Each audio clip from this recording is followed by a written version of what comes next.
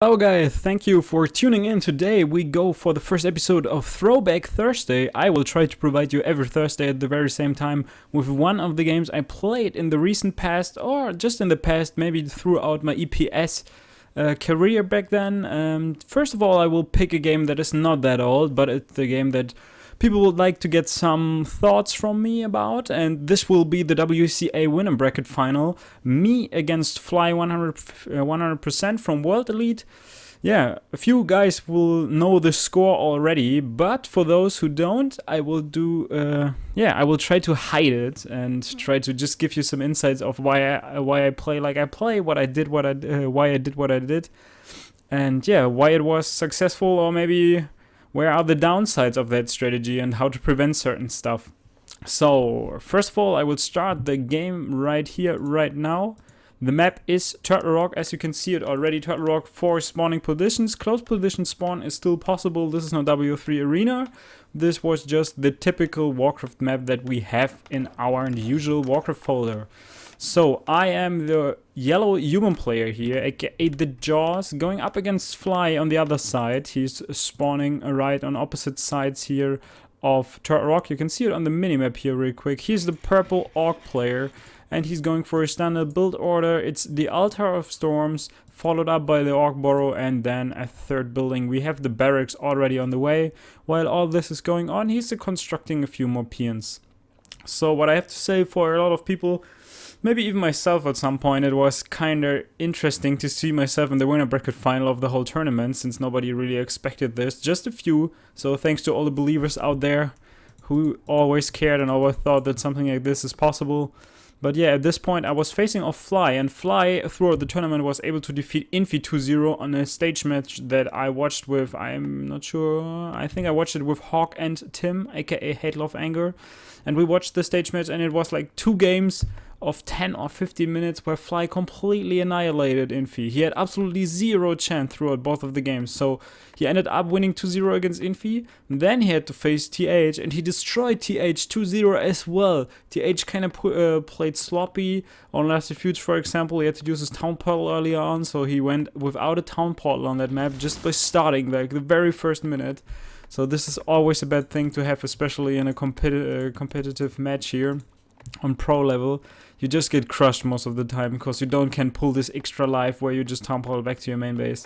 So he was crushing Infi, he was crushing TH, and I was the next human on the list to get crushed. Nobody was really expecting me to do anything about it, and I was thinking about changing up my strategy. I talked to Hawk and to Hate Love Anger, and we kind of determined that the best strategy would be, okay, we skip the Beastmaster part, because they tried Beastmaster all over the place. They tried it a couple of times and it didn't succeed.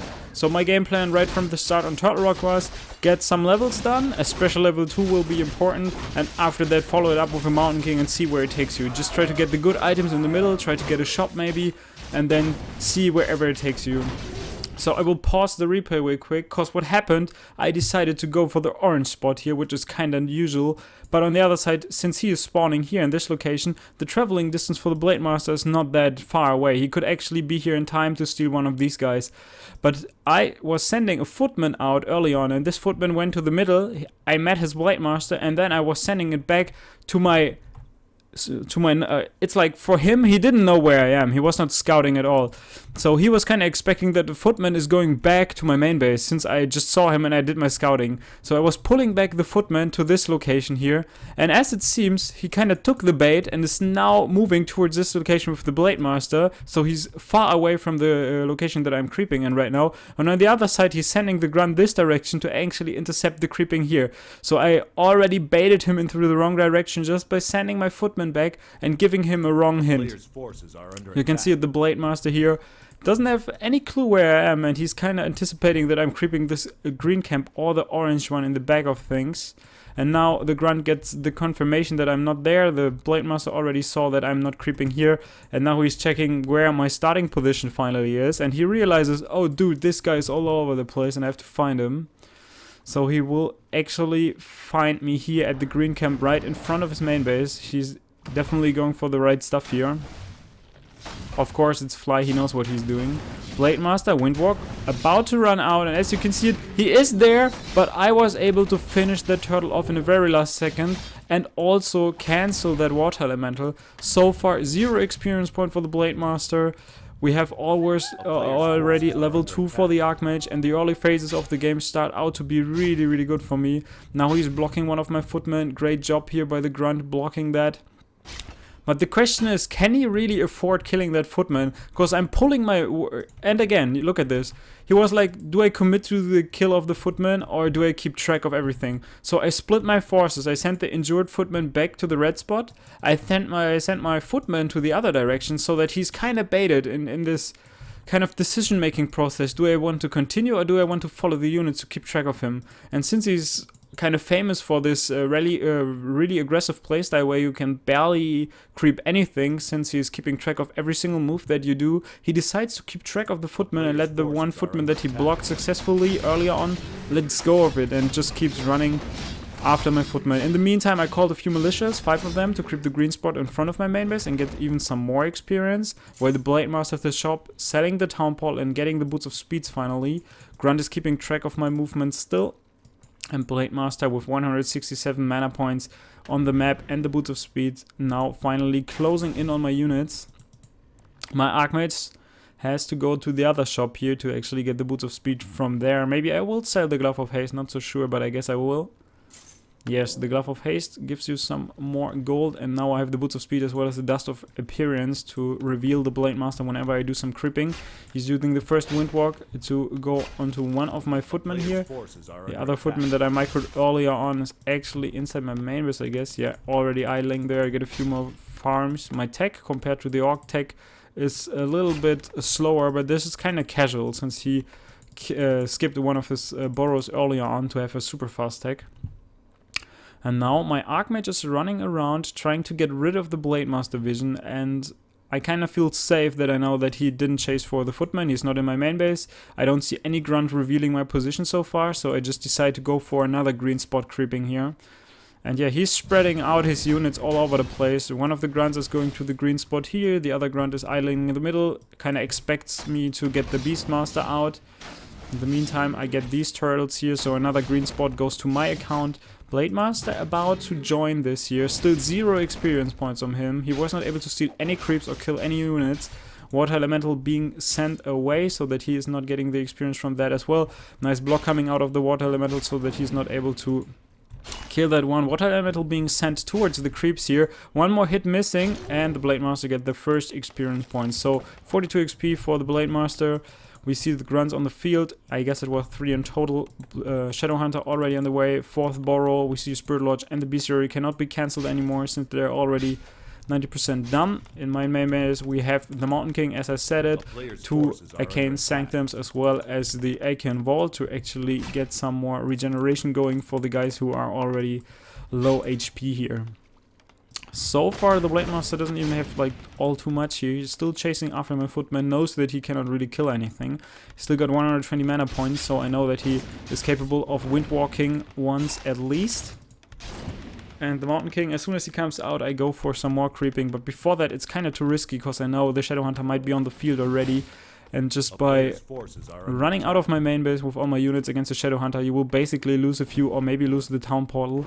Transitioning the Boots of Speed over to the Mountain King so that he can actually keep track of the Blade Master using one of the regeneration scrolls to get the HP regeneration going here on the footman. And right now, he's kind of baiting out the bolts here, but at this point, I kind of decide to not bolt him at all. I will just ignore him. I keep going towards the shop here, since I want to creep it, because it's a really cool position between the 2 bases we got. And if I get the sentry ward out of the Augur Magi, it will be a great tool to have, just to have vision of this area and see his every movement, every step. And he kind of knows that he cannot intercept my creeping there. So he's using Spirit Link, I like that. He goes back to his army, uses Spirit Link on his Blade Master as well as a few units, so that he's basically taking less damage. Now he's windwalking towards my units to actually try and steal a few of these Augur warriors or the Augur Magi.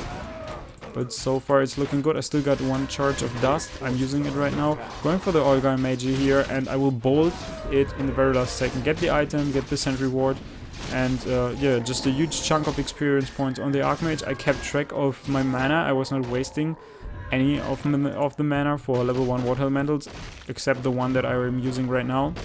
And now what's happening, I kind of chase the Breakmaster, but I hear the noises of creeping to my left here. So I kind of hear that there's something going on. And just from hearing that noise, I kind of know that he is still creeping there. The Shadowhunter in this case is already level 2, which is good, but he's down to 200 HP. There's no more healing stuff. Just one of the Scroll of Speeds is still left. Now he's still got the Hex. He's not using the Hex on my Mountain King. And the Mountain King with the Ring of Regeneration and the big mana potion being dropped here by the Turtle, also the level 2 with that. And yeah, the Spirit Walkers are in a horrible spot. They are super close to the Water Elemental. The Dispel upgrade is not there yet. Usually after one Spirit Walker you get the Dispel Speed Scroll being popped, but the second Walker dies as well. So no more Dispel for all of its units. Basically every unit is being slowed here. He's using a healing scroll to heal up his forces, but it's not looking good for him. I even called the Militia in to have even some more forces in the fight here. Nice micro there, 41 HP left.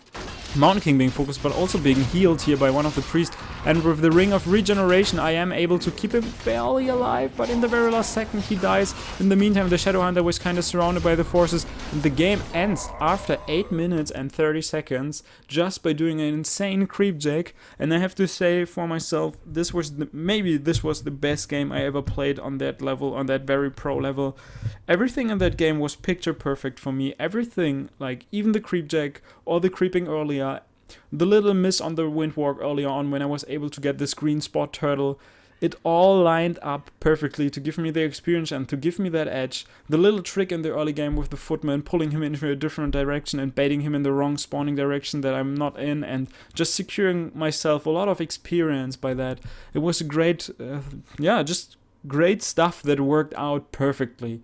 And there's not much to say about Fly's performance. I don't think that he performed poorly. It was just like everything was on an edge, and I always won that. Like every single bet was so close, but I always checked in. It was perfect for me. So picture perfect game from me. And yeah, kind of punishing Fly for his creeping here.